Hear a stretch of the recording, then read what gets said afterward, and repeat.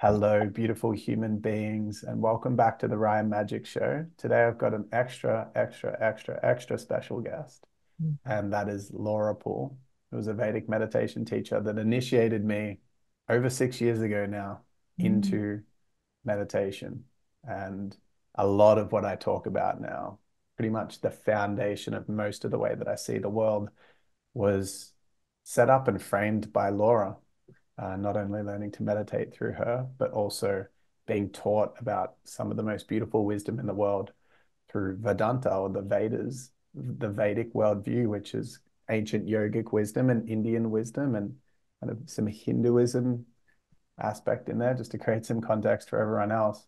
But yeah, it's profoundly changed the course of my life in the most beautiful way. And I really have Laura's beautiful, devoted way of teaching to thank for that. So, Laura, thanks so Mm. much for coming on today and all the impact you've had on my journey.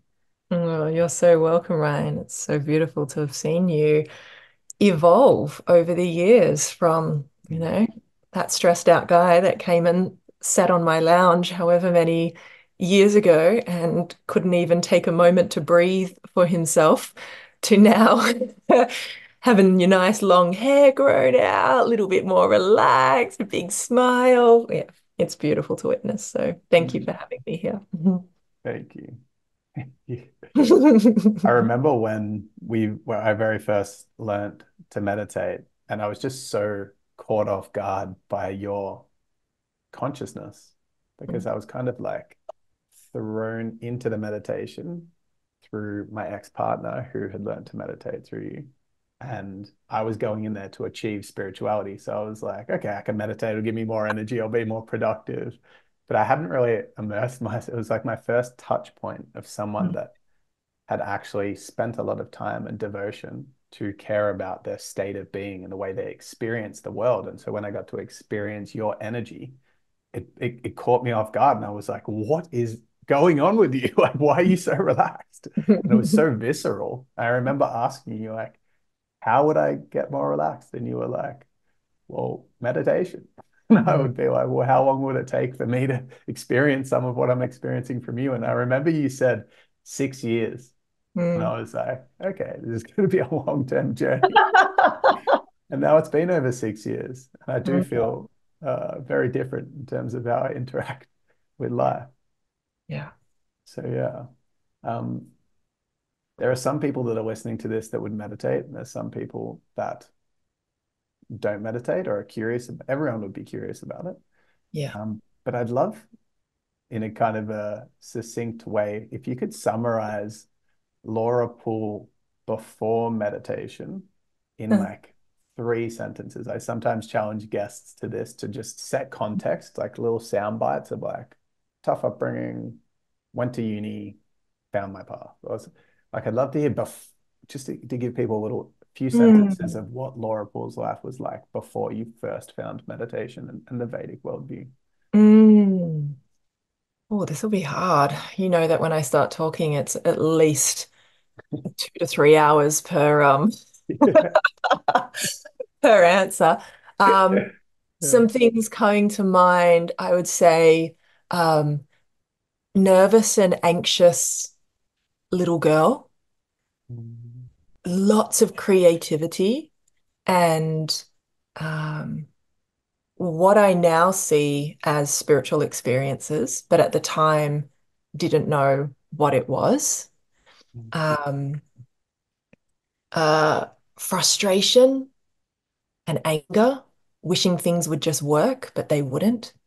Turning into, you know, control and manipulation in life to try to make it something that I knew it could be, to health issues, the manifestation of that nervousness, anxiousness, that control, that frustration, manifesting as, digestive issues, anxiety, panic attacks, basically my whole nervous system just not functioning properly.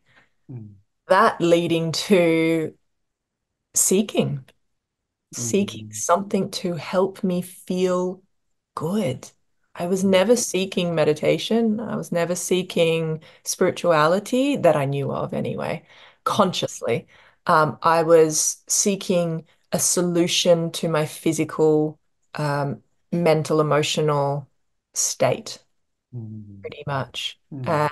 And this seeking kind of began around about, I think I was about 18, that the physical expression of what I would now say is an overwhelmed nervous system, a stressed nervous system, um, with lack of knowledge and understanding of how this whole mind body thing works, lack of knowledge and understanding of who I actually am and what the world is about and my role in the world, and lack of community or support or mentors, elders to guide me in that process as well. So, um, you know, that physical manifestation is really what I was looking to dissolve, resolve, just like let me get back to my life where I was, living on the northern beaches, just wanting to hang out with my surfy friends and, have a boyfriend and live a good little life. That's what I Mm. wanted. Um, Mm. Turns out that's not what life wanted of me. And it was through pain and suffering, um, that I basically was delivered a path to discover what true freedom is. Mm. Yeah. Mm. Thanks Mm. for setting that frame. Mhm. I find it really interesting that even hearing your summary of when I first came in, and there was this stressed out person that couldn't take a breath. And I feel like this,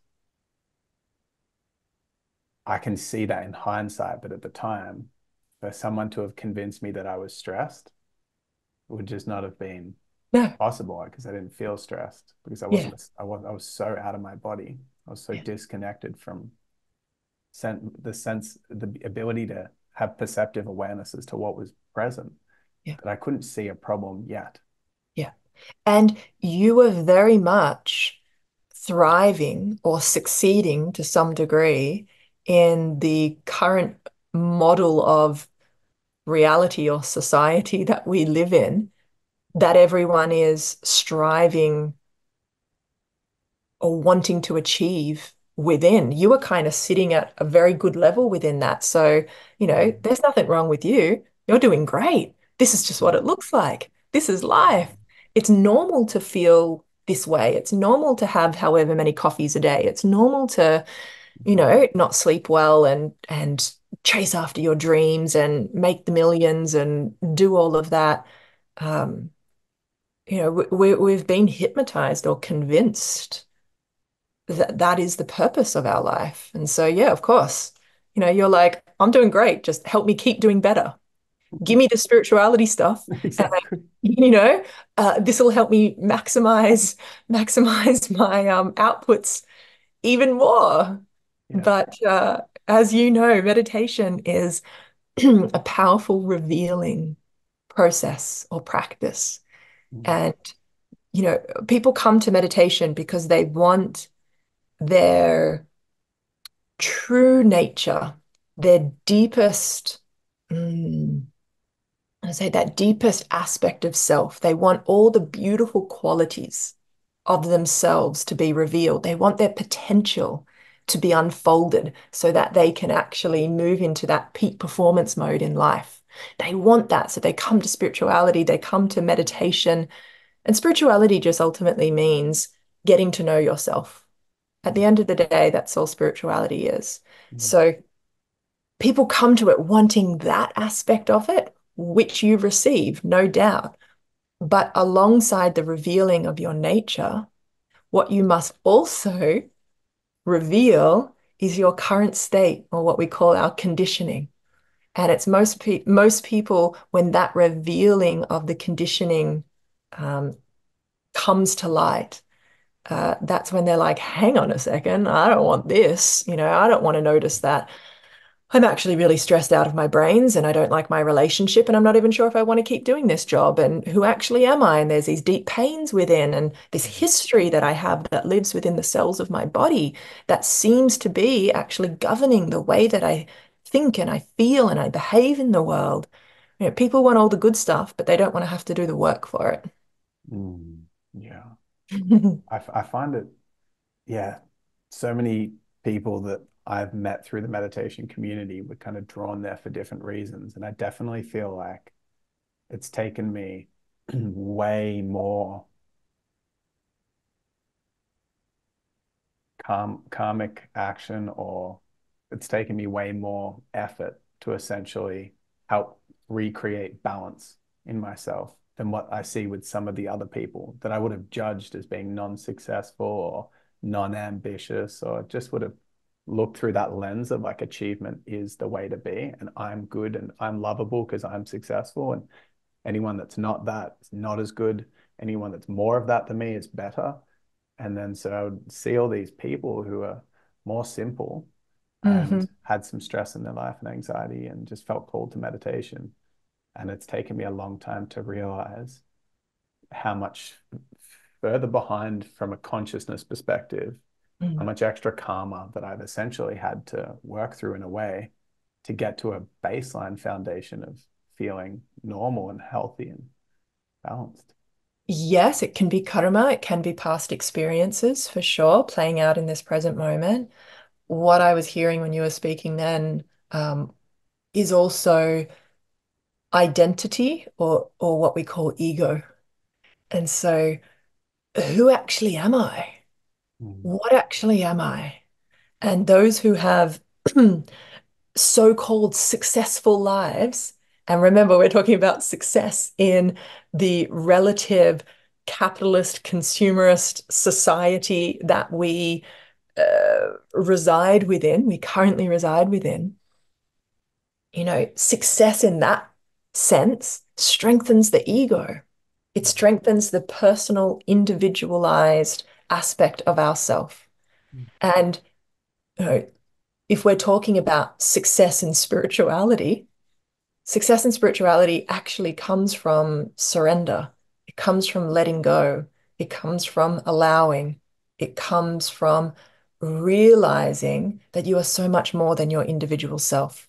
Your personal self is there to serve, but there is a creative intelligence that resides within you that is the source of your individuality. It's the source of your thoughts. It's the source of your whole reality. And what we want to do is get to know that aspect of ourselves. Mhm. And so, for those who have less of a personalized identity, and remember, personalized identity, it can be both in the positive, meaning like, look at how successful I am, and all these things that I've done, and how everyone perceives me, like I'm so great. When people think of ego, they usually think of that identification in the like, I'm so good, look at me. Mm.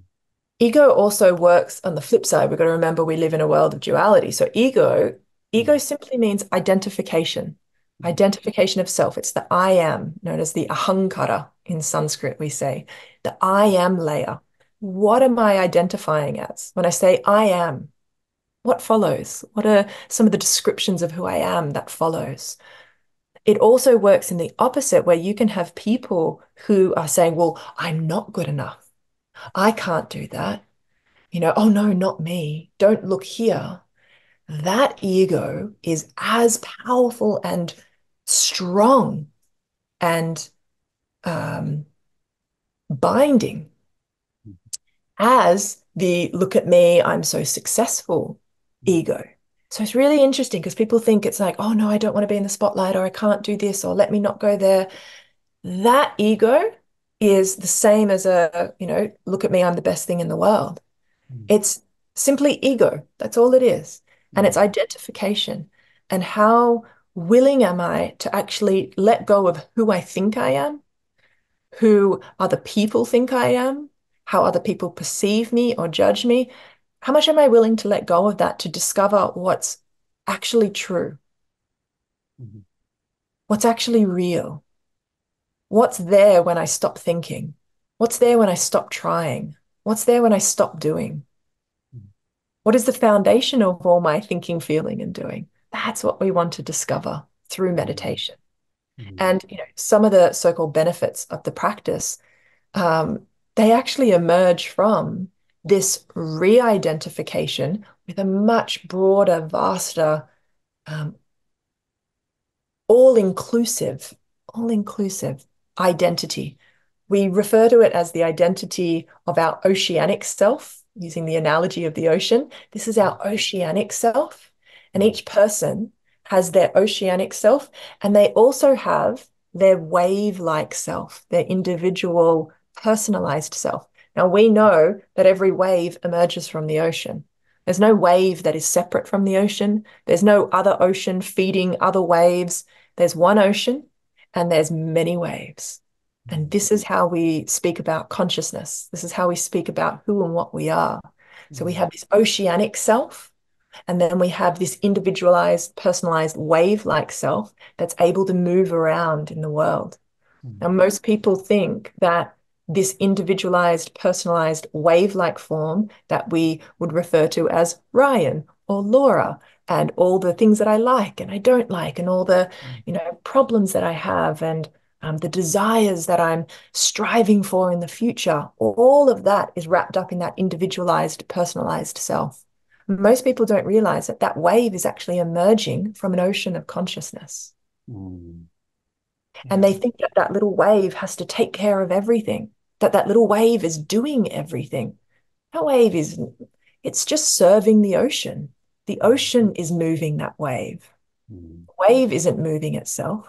And mm, all these little waves just get so stressed out trying to, you know, perfect their life. And mm, again, we also think that we have this one life. mm, The Vedic worldview, which you started to explain a little bit at the beginning, the Vedas, which is this incredible body of knowledge that comes from what we now call India, but really was a culture that resided in the center of planet Earth. mm, We're talking hundreds of thousands, millions of years ago. And this knowledge and this wisdom that we refer to as the Vedas, it has no author. No one wrote this. No one individual said, "Okay, this is how life is, and this is how we're all going to behave." Um, the Vedas are authorless. They say that mm, this comes from the intelligence of nature, the intelligence of life. And when one has practiced a lot of meditation and has purified their nervous system, one can actually begin to what we call cognize or hear, see, perceive, because it's all the five senses. They can actually begin to perceive this knowledge or this wisdom of life, of mm, the Veda. mm, And um, this is how the Vedic knowledge has really um, kind of stood the test of time, mm, because it is the knowledge of life itself. It's life speaking about life, mm. not someone speaking about life. So it's this Yeah. eternal knowledge and wisdom that, Mm, as I said, has been passed down through families, through teacher-student relationships as well, so that we can all benefit from it today. mm, mm, Um, so, this Vedic knowledge is very, very powerful. And it seems to be what we're missing, because without it, we think we're all these little tiny waves trying to, you know, make a good life for ourselves. And that's where I was going. The Vedic wisdom says that we don't have just this life. We think we were born, we'll have this life and we'll die, and we've got like what, 60, 80, maybe 100 years to kind of, you know, get it all done, whatever that may be. I don't know if anyone's finished their to-do list, but I definitely haven't. And there's more more shit that keeps coming to that to-do list every day.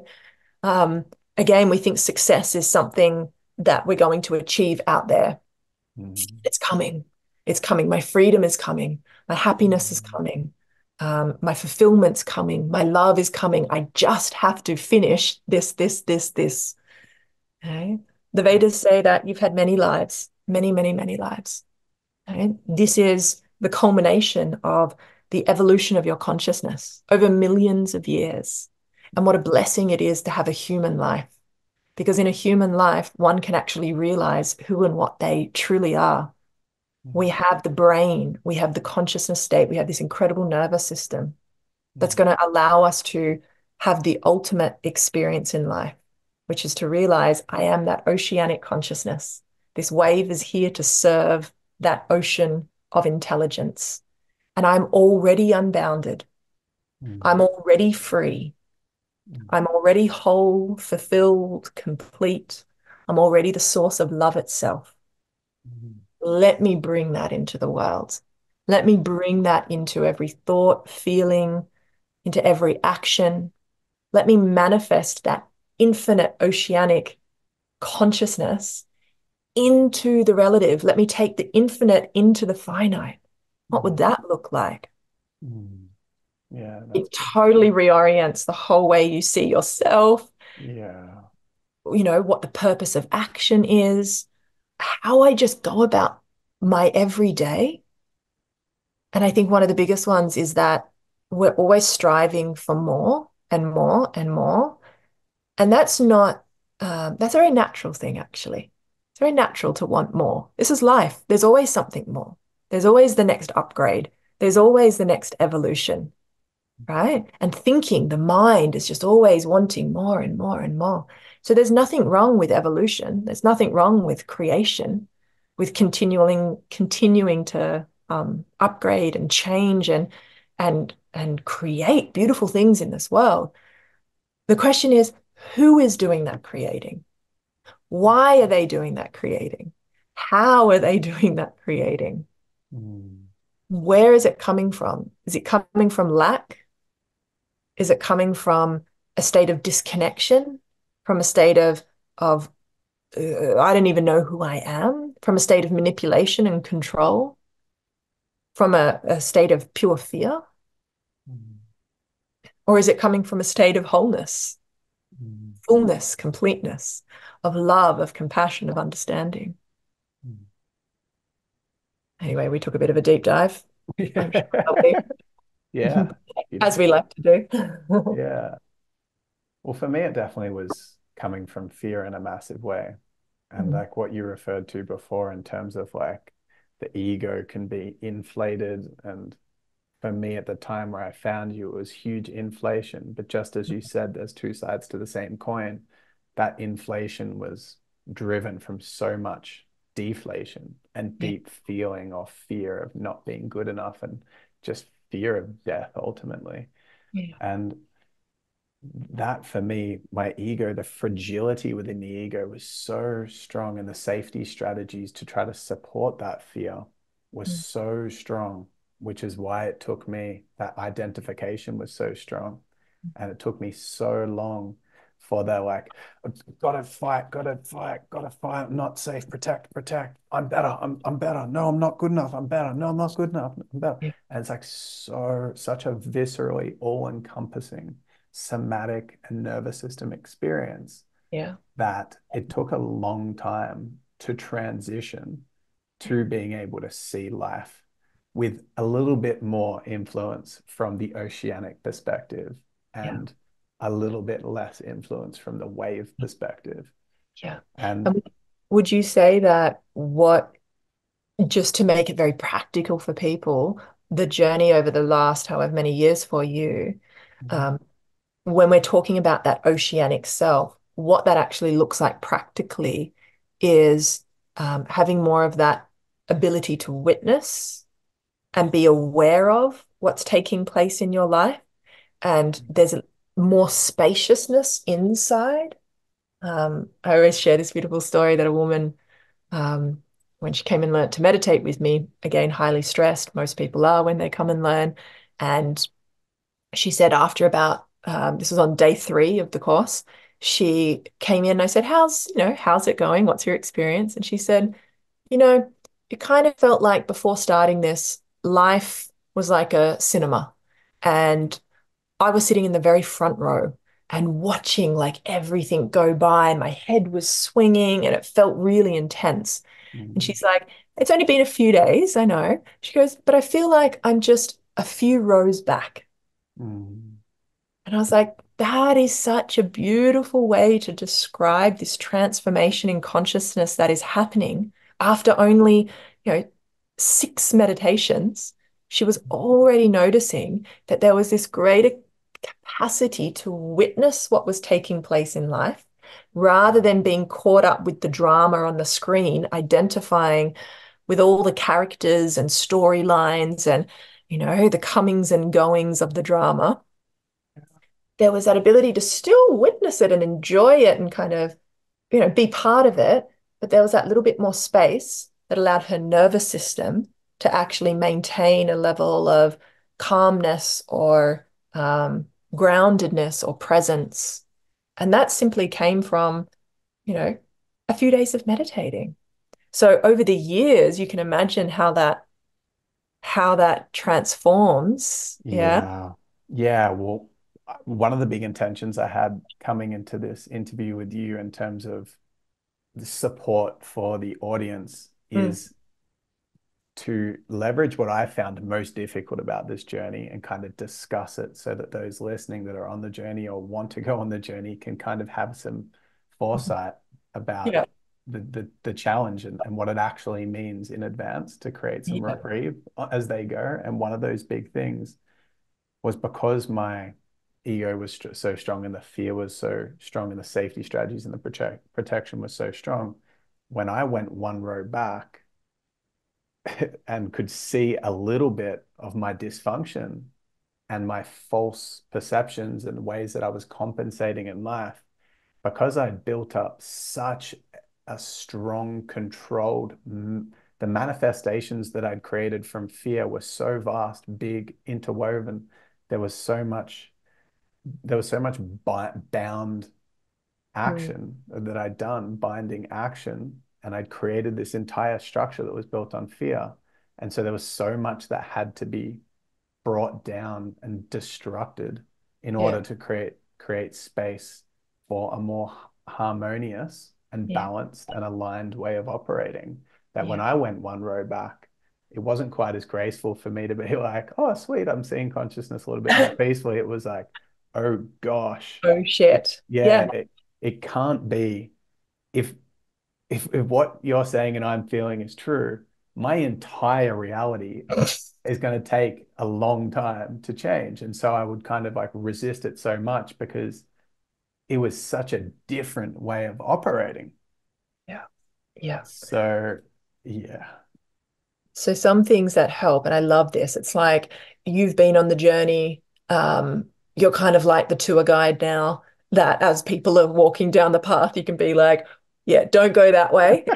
That way's that way's not going to be fun. There's fucking crocodiles down there. There's, definitely don't go that way. There's some old guy that's going to keep you hostage for however long. Yeah. So you can really help guide people through your experience, which is, beautiful. What an offering. Um, Mm, and what I tend to find is that, you know, as this process, and we're basically talking about the um, the evolution of consciousness, yeah, the evolution of that more subtle aspect of ourself. But we're really talking about self-realization.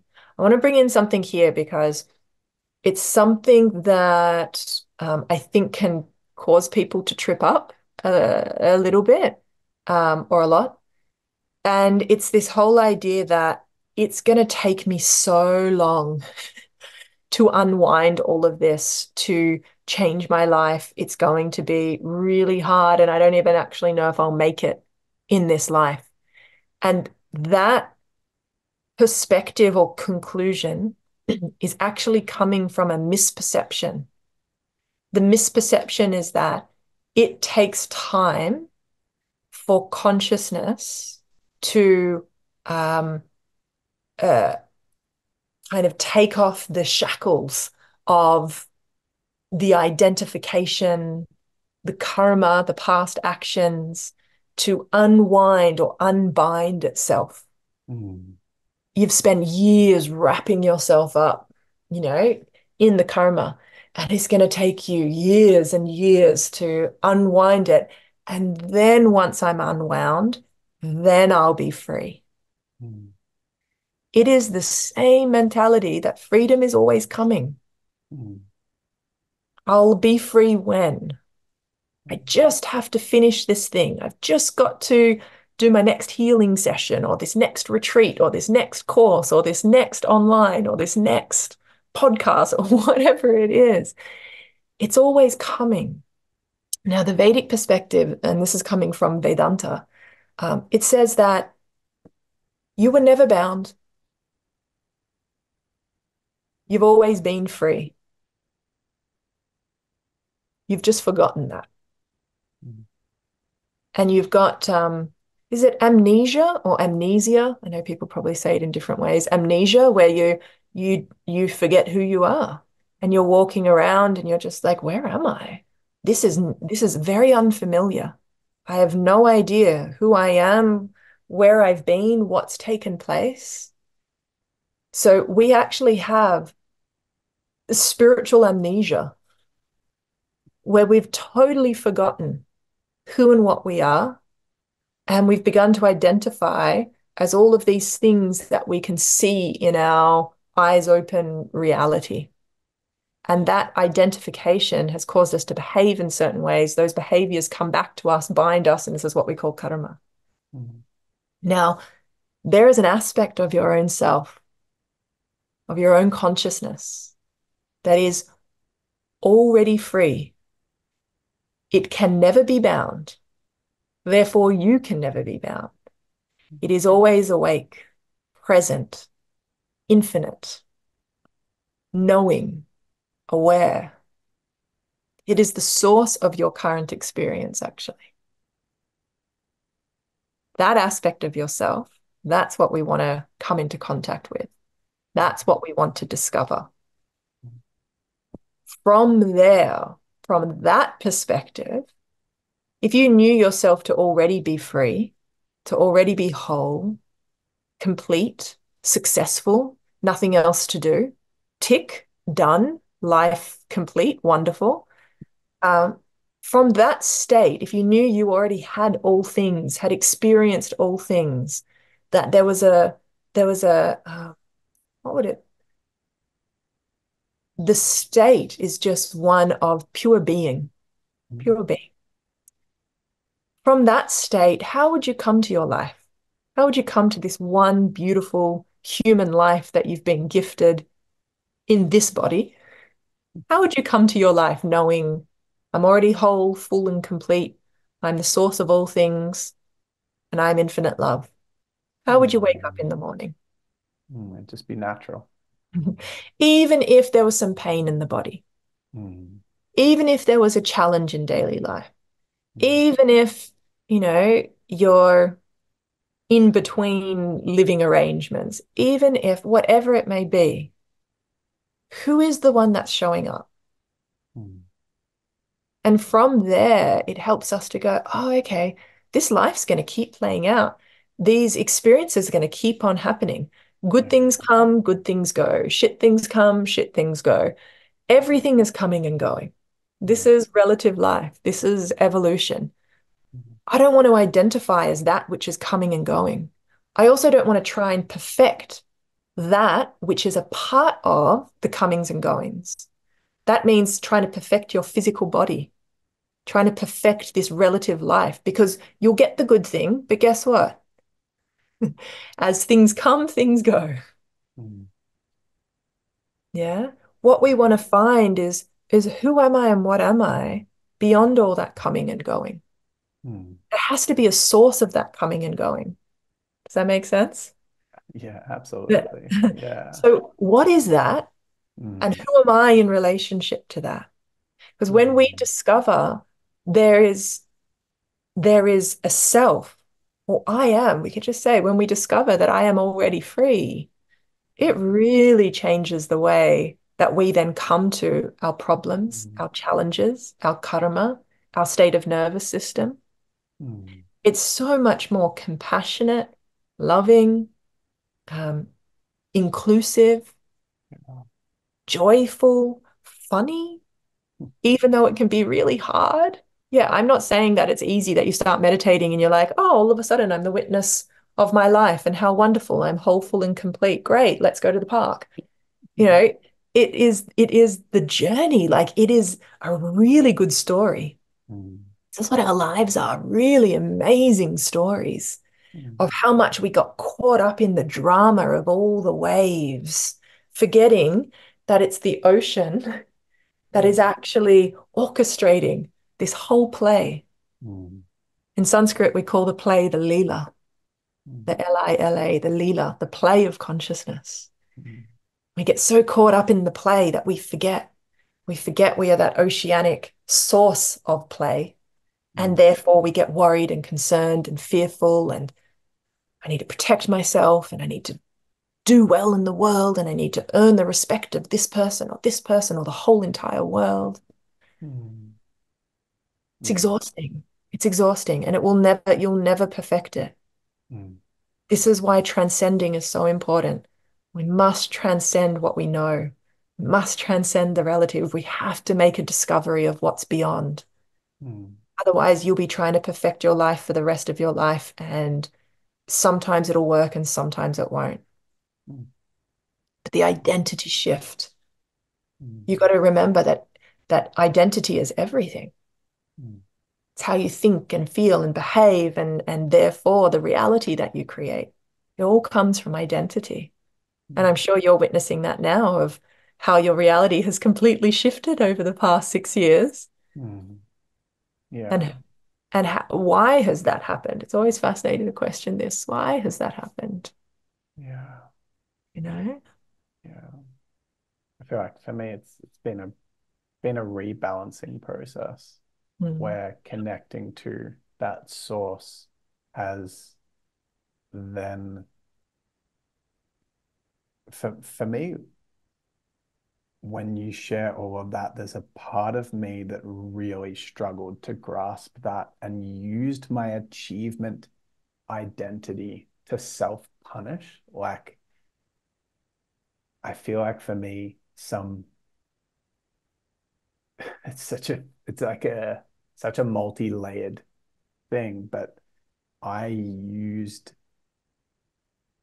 you know how Muji has that perspective of, which is true on one level, on the spiritual layer, that mm, you can just transcend and you connect to fullness at any moment. And then someone that's asking a question to him will be like, but da, da, da. And he's like, hey, well, if you just let go of that, what's there? And then they're yeah, like, but and let go of it, what's there? And then they go, oh my yeah, gosh, the ocean is there. I feel yeah, so free now. And then just the way that their human self mm, has does have the karma and the identification and the mm, safety strategies in the body, there needs to be some like natural reintegration where the way of connecting to that wholeness has, if I put it in a logical way, like if someone touches the divine and goes, whoa, I can have freedom. This is everything is just relieved. I am everything, and there's nothing mm, to be concerned about in this moment because I'm literally just whole. mm, But then their body, the memory and the habits and the karma of the body is so strong that the ego is going to be like, no, nah, this is not, we ain't doing this. Boom, I gotcha, and pulls them back down. And mm, then they could be reminded and go back into it. If the yeah, percentage of time they spend initially in the divine awareness of that, because they're obviously always in that, would be like 1% when they first touch it. And then over the years of yeah, sitting in it more, that percentage goes up and up and up. And the grasp of the ego just starts to relax over the years. mm, For me, this like integration process has been, I've needed to be really delicate because I've almost like judged myself for how much I could connect to freedom. If I hear Muji go, just transcend it, my whole body is just like filled with anxiety and stress. And it almost feels like pressure. Hey, you should just be able to transcend this and connect to wholeness. And yeah, everything in my being, my body and my karma and my ego and my safety strategies are like, you're going to die, you're going to die, you're going to die. So mm, it's not a familiar, yeah. habitualized, natural flow of operating from that place for me. Call Yeah. it, they don't call it the fire of self-discovery for nothing. If Yeah. this shit was easy, everyone would be enlightened, just walking around, loving life and enjoying things. This is this is lifetimes. This is the culmination of every single incarnation of yourself to come to this realization. This is ultimate. This is it. There's nothing else beyond this. This is the peak achievement. We're talking about achievements, you know? And I think this is why we have to come to this with, such love and compassion for ourselves. And it's going to bring up where we still judge and where we still have these time limits and where we think we're failing. And again, you were using the language of connecting to freedom. There's no connecting to freedom. You either are it or you're not. This is the discovery we have to make. Is Yeah. all of that shit real? All of that inner self-talk that's telling you you're not good enough, you should be able to do it, and why aren't you there yet? And then all the feelings in the body, the anxiety, the all of that that's playing out. What we have to realize is that is also being witnessed. Mm. You can't escape the witness, actually. Mm. You can't escape awareness. If you're aware, there's something you're aware of. What we tend to do is get caught up on what we're aware of rather than that who is aware, the one who is aware. You're Yeah. already aware. In that moment, you're already aware. Congratulations. You're there. That is you. Mm. And again, it's this whole thing of identity because it's like, who is connecting to who? Who is connecting to what? And we have to make the realization. This is why it's called self-realization. We have to realize this. And then, yeah, it's a fire of self-discovery. It's a burning of that which is not true.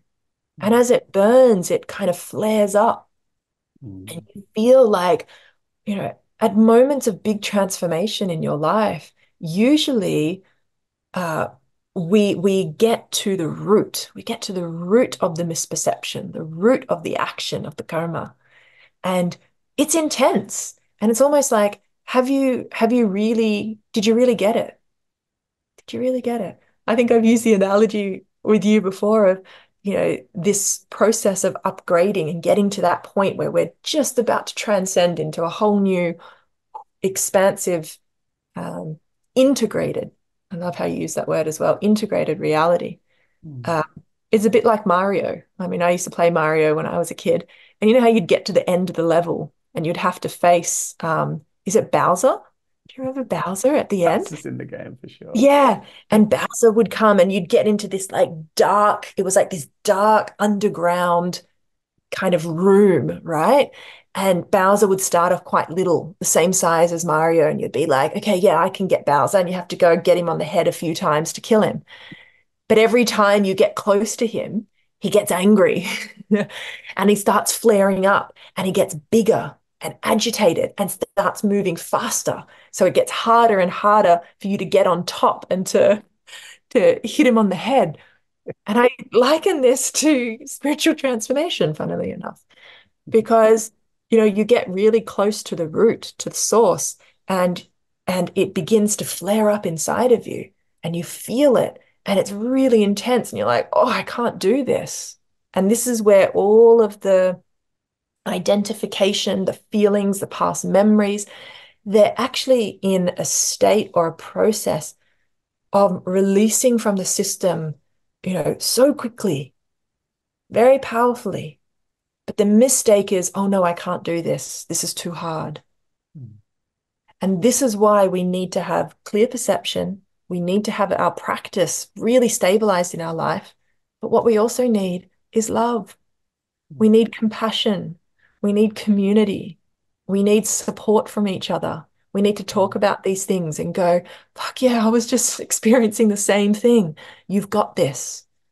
You can support each other through. Like, I do some physical training and it's the same when you're working out with your body. It's so much better when you do it with other people. So much more fun, and you see someone who's really like almost nailing like, some sort of a pull-up thing. I don't know the names of all of them. I can't even do this on the rings at the moment, but I watch them and they're kind of getting up there And they're just, they're learning within their bodies a whole new way of operating. And you're like, yes, good work. You're nearly there. One more. You've got this. And if you're at home by yourself, having a bit of a shit day, I don't think you'd be, up there getting those gains, but it really helps to have support, to have community, to have that um, physical cell to cell communication relationship. Yeah. There's so much more. A lot of our Western mentality in life in general, but it translates into spirituality, is a very extractive mentality. There's this Mm. whole body of knowledge and wisdom, a whole culture and way of living life in harmony with nature. And we look at that and we go, a little too much. I don't know if I want to actually do all those things, kind of like my life the way it is, but I'm going to take this one. Yeah. And we extract and take just the thing that we think is the active ingredient that's going to give us what we want. But that active ingredient sits within a holistic value. Mm. And we actually need all parts of it. Otherwise, you'll take that active ingredient and it will start working, it'll start doing its thing, but there are side effects. There's Mm. always a side effect. And Mm. that side effect actually gets supported, minimized, or included into the transformation process if it sits within its holistic value. Mm. But when it sits outside of that, then it's really fucking rough. It's really Mm. hard. Yeah. Yeah, You that was definitely my experience. know? Like I'm Yeah. gonna take meditation, strap it into my life, turbocharge what I'm already attached to, and everything's gonna be awesome. Yeah, and I won't have to change anything else. I'm just going to start doing this thing and shit's going to get better. Remember, we said it reveals your nature. So, yeah, stuff does get better, but it also reveals your conditioning. Mm. Revealing of your conditioning is not a bad thing. Just like thoughts in meditation are not a bad thing. It's Mm. part of the process of realizing who and what you are and then letting go of that which you're not, that Mm. which is causing the resistance, the suffering, the pain, the disconnection, so-called disconnection. What does fire do? It consumes. Mm. Fire consumes. So this is why we call it the fire of self-discovery, Mm. because it consumes everything that you're not. Mm. That's all it can burn up. Mm. And Muji speaks about this process of integration. He says, you know, we have to become acclimatized to the atmosphere of the self. Mm. So we do have to acclimatize ourselves. So we go in and then we're like, oh, yeah, I'm getting a bit dizzy. This is a bit too much now. I've got to go back to my normal reality. And we Mm. acclimatize and we integrate and then we go back and we go and we continue like this, in and out, in and out. And then eventually our capacity grows to be able to hold both realities simultaneously. And I said to you 6 years, but gosh, it could be any amount of time. For some Totally. people, But I it could be a appreciated few the days. specificity for my egoic mind at the time. I was like, I think oh, I must have sensed that you needed something. You needed some sort of a number to be like, yeah, I can do that. yeah. But it's going to make me. Um, but ultimately it can happen in any moment. Why? Because it's not far away from you. It's Mm. not based in the world of time and space. It's beyond Mm. that. It's already here. Mm. This is, if there's any shortcut, we're looking for a shortcut in Mm. this. Vedanta is it. This knowledge, this understanding, the final conclusion. It's already here. You're already Mm. free. Are you willing to surrender everything that you are to discover your own freedom? Mm. And most people, the answer is no, I'm not. Yeah, it's a hard no for most people. It was a hard no for me when I It's a started. hard no, no, fuck no. Who are you? I don't know. You know, again, like we're so caught up in the illusion, in what we call the Maya. It is Mm. like, it's wild. You're so convinced of what's real and important and who you are. And then you look back and you're like, wow. Like, it's Yeah. fascinating. And this is the deep reverence and appreciation um, that we have for relative existence. Like, wow, it's Yeah. so complex, so intelligent, so all-consuming. Mm. Amazing. Amazing. Yeah. Mhm. The thing that's felt in hindsight and kind of now that feels really supportive for me from a lens perspective Mm. is knowing that the more that my journey naturally unfolds, the more it will naturally align itself to nature as I continue to show up with devotion, just to Mm. do the basic. Because I'm just going to extract meditation initially. That still gave me progress. Yeah. That then led to me making a decision to balance my material life a little bit more in alignment with nature, which then created space for a little bit more practice, time in itself with the practice, rearrange things to be a little bit more aligned with nature. And then that made it easier. And then over Yes. time, I actually felt, okay, now I want to do less, like to not hustle 14 hours a day. To be told, hey, that's probably not balanced initially was like, yeah, but I'm attached to it. Yeah. Like I don't want to work less than 14 hours. Now it's intolerable to Yeah. work more than 4 or 5 hours a day. So Exactly. it It's naturally changed for me. correct. And why did it naturally change? Because you were enlivening your true nature from within. Mm. Reality is Mm. just an expression of who and what we are. And it's little bit by little bit. This is Mm. why it's a lifelong practice. Mm. Meditation is a lifelong practice. It's not something you just do for like a few months, 6 years, 60 years. It's a lifelong practice. And we just keep allowing this nature to emerge and influence what's happening. And then some micro shifts and changes take place, which then allow us to release some more control or Mm. resistance to our true nature, continuing to flow into manifesting in our reality. And Yeah. it's like this Yeah. continual, um, you know, slow and steady, sometimes with a little bit of a punchy fire in there. But it does take time to integrate it into the body. Exactly. Yeah. Exactly. There's a couple of like questions that I have that Mm. pretty much complete my curiosity for this chat. I know we'll hear more in the future, but Yes. they're of specific phenomena that have naturally emerged for me and I've witnessed or heard from other people that have had similar experiences. It's kind of like a natural progression of connecting more to that which we are, that divine, Mhm. that fullness. One is the relationship with motivation, the place in which it comes from. But if it's just a currency, if drive, ambition, inspiration, motivation is a currency, I know it can come from love or fear. It Mhm. in its just objective currency, it just decreases. It decreased for me and it's decreased for a lot of people that I know that have been on this path.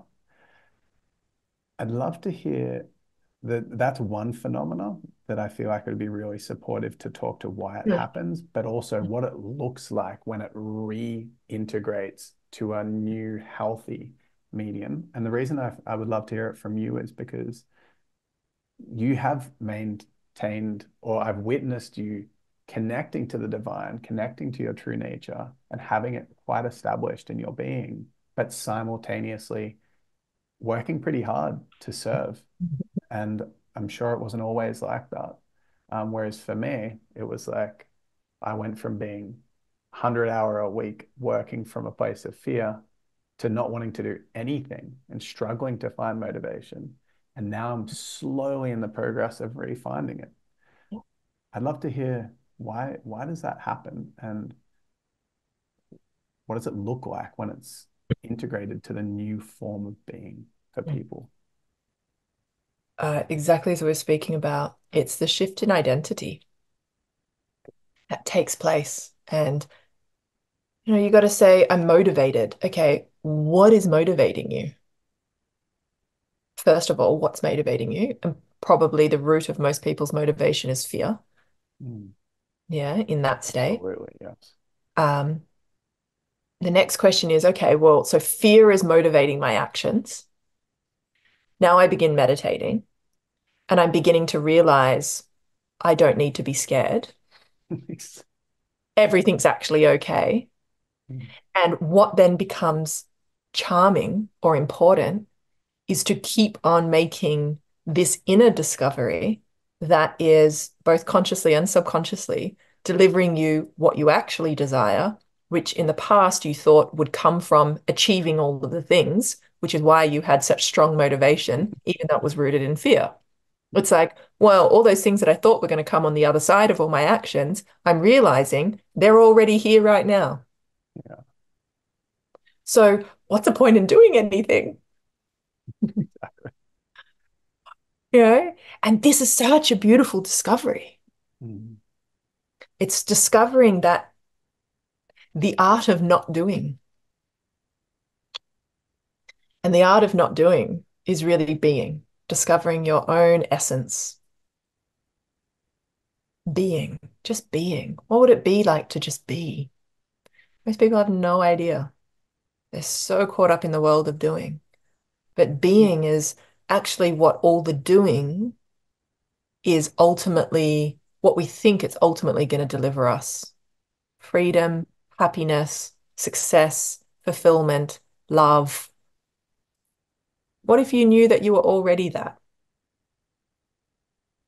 Then most of your actions, I would say, would become immediately irrelevant. So then we have to make the jump. Well, then what makes you come out the other side? Because you can't just sit there like a little sloth all day and not do anything.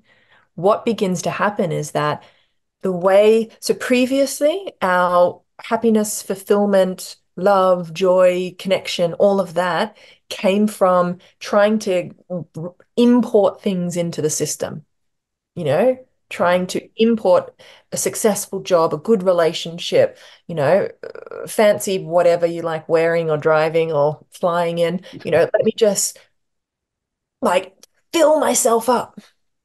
We've just been trying to fill ourselves up and perfect it and then photograph it and put it online and be like, see, look at this. And what begins to happen with the practice of transcendence, of Vedic meditation, is that you begin to realize all of that pulling in, all of that attempt to import happiness into the system has actually made me fucking exhausted. And I'm so tired and stressed that I can't even really enjoy that which I've manifested for myself. Even if it's like, $1 billion and 20 yachts and, all the things you dreamed of in your life, you get there and you're like, I've got pain in my back. My relationship's not that great. No one I can't actually even trust because I don't know if they're my friends or not. Inside, I'm anxious and nervous that I'm going to lose all of this at some point. So you can't even enjoy the wonderful things that you've manifested for yourself. Billionaires come to this practice and it's like, they finally have a moment of relief. They finally have a moment of freedom because they thought they found freedom out there, but it wasn't freedom. It actually made them more bound. So it's not to say material success cannot be a part of, an experience of inner freedom. It 200% can. This is why we talk about 200% of life, inner and outer. But we have to first have that inner reality. So you begin meditating and you start realizing, I'm actually okay. This feels really nice. You start to have moments of deep relaxation. Deep relaxation means enlightenment, basically. It is just allowing yourself to stay relaxed. All right. And from that state, you go, well, I have nothing to do. There's nothing more for me to achieve. I'm already whole, full, and complete. This is what's starting to emerge. It doesn't come as that kind of, little nice tied up parcel in the first 5 days of learning to meditate, but this is what starts to emerge. And then it's like, well, why am I here? What is my purpose? What is moving through me that's going to allow me to actually become an exporter of what I am rather than trying to import everything to find wholeness, fullness, completeness. If I already know myself to be that, well, then life can be a way that I can actually offer that. I can be of service. I can begin sharing who and what I am in the world. And that who and what I am is not personal, it's impersonal. It's the ocean going, wonderful. Where do we need some waves? How can we create some joy for people? How can we bring wisdom? How can we bring love? How can we bring harmony? How can we bring creativity and inspiration into the world? How can I be an exporter of that? You know, people ask me, who do you work for yourself? And, on some level, I'm like, yeah, sure, sole trader, work for myself, have a little laugh, but I don't work for myself. I work for what I call Big Boss. Big boss is nature. Big boss is the ocean. Big boss is creative intelligence. And I just show up each day and go, great, what's needed today? How can I be of service? How can I help? How can I share? What can I, offer? How can I receive within that as well? So it's this beautiful flow, right? Mm, So your motivation changes, mm, most definitely. And mm, it comes from a place of wholeness rather than from a place of lack. And when your motivation comes from a place of wholeness, it's wholeness, it's infinite potential, it's pure energy. That motivation is going to be 10 times, 100 times, infinitely more powerful than the motivation that comes from fear. mm, That action is going to be infinitely more powerful than the action that comes from individualized fear. mm, The impact as well of that action is going to be infinitely more powerful. mm. So there's a shift that takes place. Yeah. We go from trying to fill ourselves up to realizing that we're full and I'm here to actually give in the world. I'm here to serve. I'm here to bring, more joy, happiness, all the things that, any person is desiring. They're desiring it because they know that it is who and what they are. Mm, They know that because it's the essence of what they are. They've just forgotten, or there's been, you know, um, there hasn't been a way for them to make contact with it. mm. Is this making sense? It is. I've definitely found for me that over the journey, when I've established myself in being and had that reprieve and wholeness, and big Mhm. boss is kind of on my side going, hey, Yeah. it'd be cool to share this with others. Then I'll step into more service. And then within the realm of that arena, all this other karma is presented for me, my journey personally, because I've been so enthralled into Yeah. business and proving and significance and success that it kind of activates it. And then Big Boss is like, haha, now you're learning to establish to Now you're reestablish yourself exactly, in being and carry the exactly. being through it. So I might pull back into being a little bit more and then come back in. And then I'm like, whoa, whoa, whoa. And it's just like a Yeah, oscillation process in as I carry the being through the action. correct. You have to transform every layer of reality. And you're Mm, being asked to transform that most gross layer of expression. mm, And that takes time because you've got old habits and patterns and all of that. yeah, But you're yeah. bringing wholeness to the world. And again, this isn't something that should puff up our ego, individualized ego. Mm, Um, the ego needs to actually expand far beyond being an individual. mm, Teacher Maharishi would always say this: ego is too small. It needs to get bigger.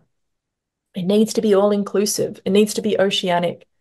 And then our individuality, it remains in humble service, in gratitude for being in relationship that it gets to serve.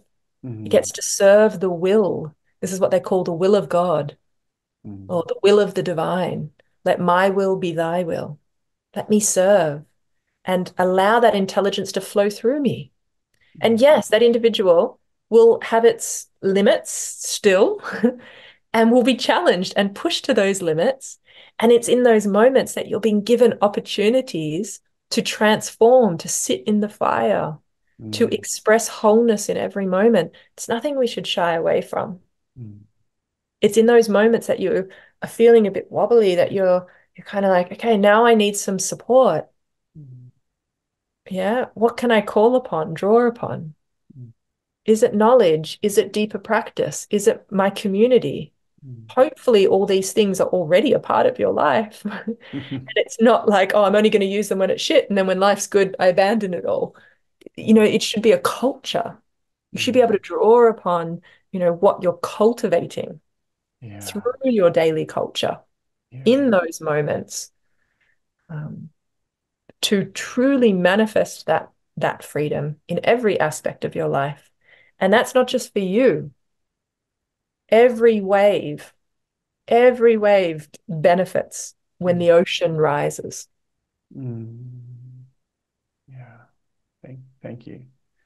I'm feeling like I'm going to park the other question that I had because it's feeling kind of getting towards completion of the tone and the themes of the Yes. chat.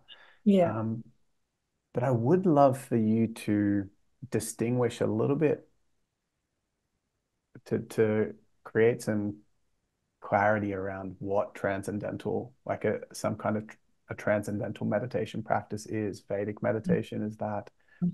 Transcendental meditation, TM, is that.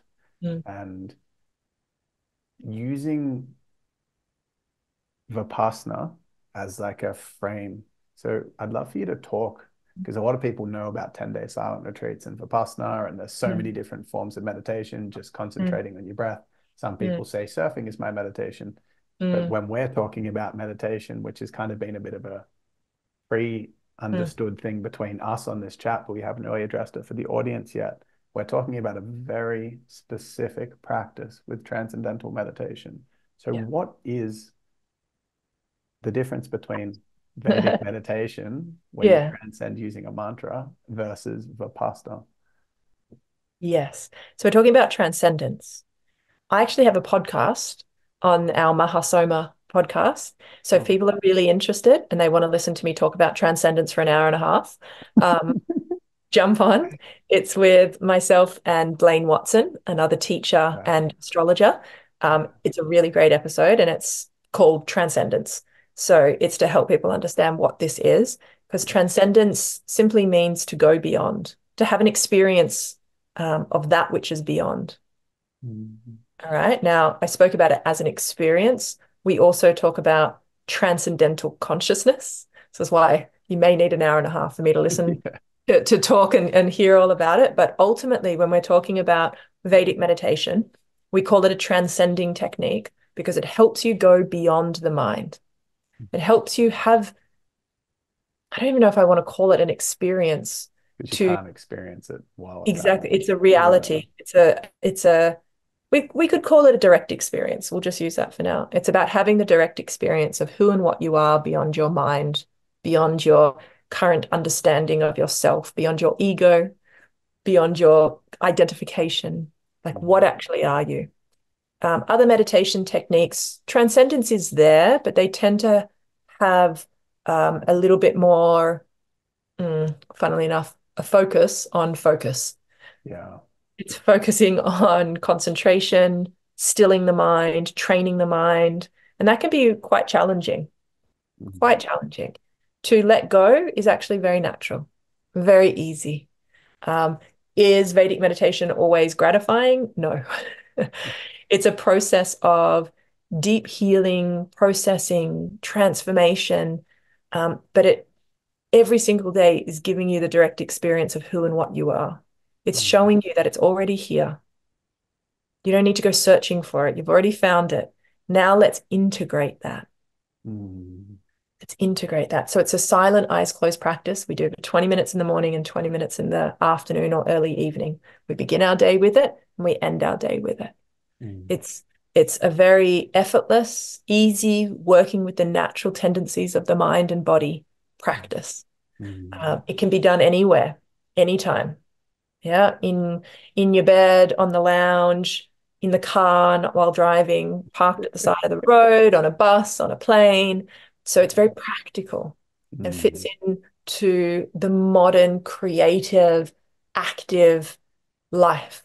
And it Mm. starts to reveal more and more of your nature, while at the same time, physiologically putting your whole entire nervous system into a state of deep rest, Mm. which allows you to then process, digest, heal, repair, regenerate. Mm. So, interestingly enough, I came to meditation, some stuff in the mind, yes, but I mainly came for my physical health, for my physical body. And it has utterly transformed, Mm. my whole physical state. I almost say that this is like a new body, a new life. My past life, I call it my past life prior to meditation, I Mm. lived in a very different body. So, meditation, is it for the mind? Yes. It's for discovering who and what you are, that oceanic consciousness. But the influence on that, on your physical body and physical health and physical reality is profound. And this is Mm. the easy, effortless way of doing it. Mm.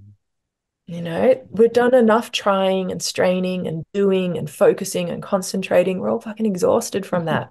You need to do the opposite. You need to stop. You need to relax. You need to let go. You need to enjoy. Mm. That's going to create balance for you. And that's what this practice is about. Mm. Thank you, Laura. Mm. Thank you for everything. Thanks for jumping on today. So good to chat with you. Yeah, that was beautiful. And such a printout of consciousness through all the natural flow of wisdom that came through. It was very deep. And It was so, very deep. yeah, Hopefully everyone is yeah, reach out if you have any questions. And I yeah, talked to Ryan because Ryan knows all of this. yeah, So it's really lovely to have conversations where you have a foundational understanding and can, kind of riff on yeah, what's known and explore things. And I felt like we were subtly refining, your experience yes. and perception, which was really beautiful. Yeah, thank you, Laura. And throughout the journey of learning the wisdom through you over the years, like a lot of the time, you were talking about something that I couldn't yet conceptualize, but the seeds were being planted, and I pulled Mm. wisdom from them, fruits from what you Mhm. were sharing, which did nourish me and support my journey. So if not everything made sense in the chat, just I mean, throughout our conversation, Yeah. it's still sinking in on some level. And it's a recognition. You have to remember that what you are is beyond your mind, beyond your intellect. You don't have to get it. There's a Mm, feeling, there's an experience that takes place. There's mm, a there's a transcendence that happens where mm. maybe for a moment you go, oh, there, you transcended. Fantastic.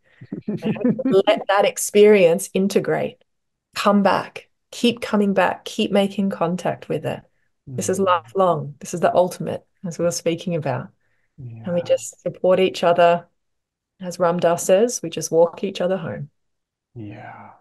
And we could talk for 5 weeks straight because as you mentioned, your body of wisdom is a value set that Mm. is fully integrated across all areas of life. And we just touched like 0.01% in the chat today. So yeah, I Yeah. would love to have And you. yet, and yet the wholeness is there. Yes, Wholeness is there. yes. And one must just make contact with that. And creative intelligence takes care. Nature takes care. Life takes care. You don't have to work it all out. You Mm, don't have to learn everything that, there is to learn in this whole entire relative existence. You just need to make contact with the source of it. This is the power, as I was saying, of transcendence, of yeah. realizing who and what you are. Just make contact with it. Let it unfold. That's the practice, right? So I'll Mm. definitely link to that podcast. But more importantly, like, where would you like to direct people that have listened that would like to make direct contact through a meditation practice? Yeah, so I founded a meditation collective. It's a feminine-led meditation collective called Mahasoma, Mahasoma. So you can head to mahasoma.com. We teach all around Australia, depending where you may be. If you're not in Australia, there are teachers that we can also recommend overseas, not everywhere, but in quite a few locations. So come along if you want to hear more about the practice of Vedic meditation, the practical side of it, how you come and learn the course, all of that. You can come and have a little discovery call with us that's offered for free.